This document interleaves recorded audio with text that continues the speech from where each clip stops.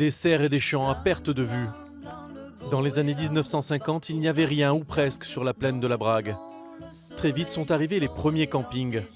Jusqu'à l'âge d'or de cette zone touristique de la Côte d'Azur, les années 80. Alors, comment vous le distinguez des campeurs? En 1979, une de nos équipes interrogeait un directeur de camping au sujet de sa clientèle. Nous avons un sénateur belge qui chaque année vient camper ici, avec sa voiture marquée au numéro du Parlement. Et des préfets suédois?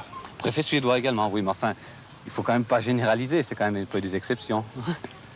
Et des princesses iraniennes? Princesse iranienne, c'est exact aussi. Henri Pauget n'a pas quitté les lieux depuis ses 17 ans. Hello!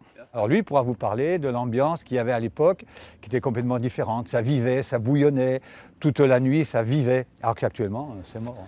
40 ans après cette interview, il se souvient très bien des grandes années de la Brague. Toute la plaine de la Brague était envahie par des Anglais, parce que nous avions énormément de tours opérateurs anglais qui venaient toutes les semaines.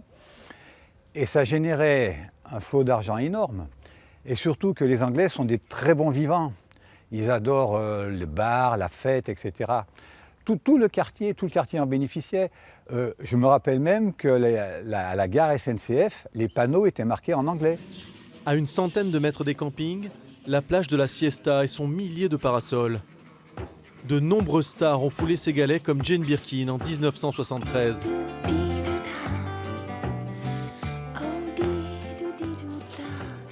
Cet ancien gérant de snack était déjà là dans les années 70. Et bonjour, salut. Il a servi des clients prestigieux dans son commerce.